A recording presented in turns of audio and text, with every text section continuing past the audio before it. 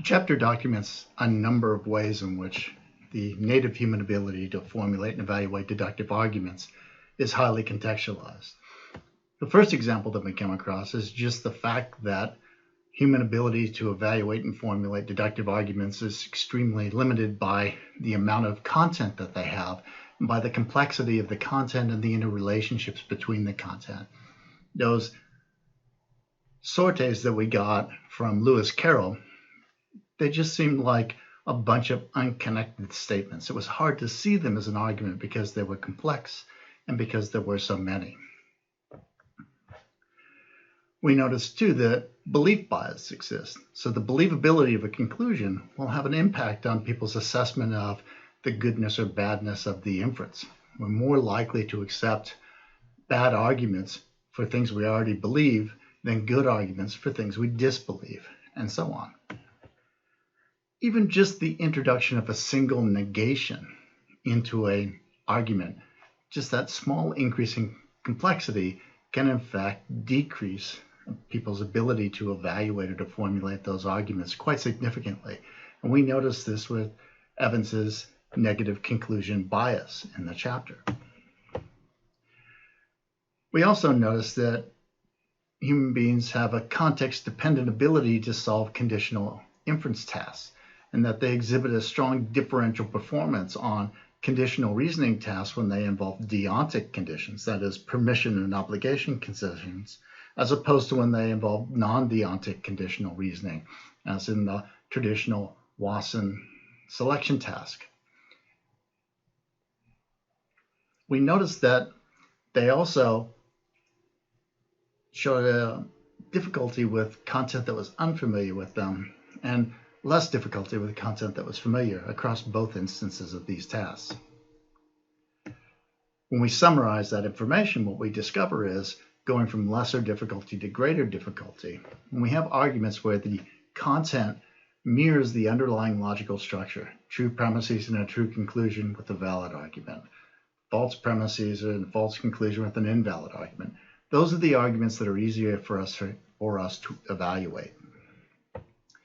If you pull out the content of an argument, you only represent its underlying structural relationships, people have more difficulty evaluating those arguments as good or bad.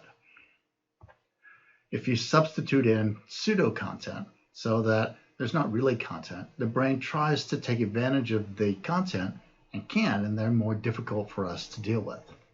And finally, the most difficult cases for us are cases where the content is false or misleading. That is, where the underlying logical structure isn't revealed or well mirrored by the content.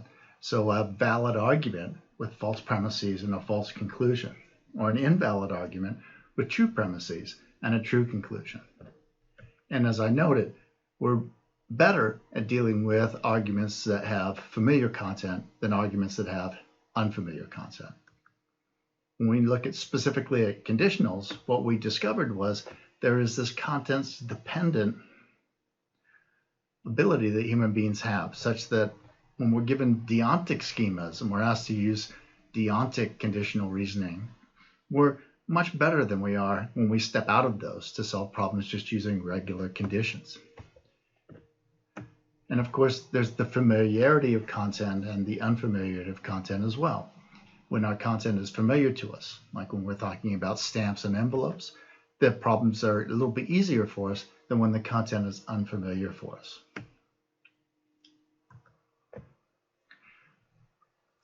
Formal deductive systems represent an alternative approach to evaluating and formulating deductive arguments, because formal deductive systems make the abstract underlying logical form explicit.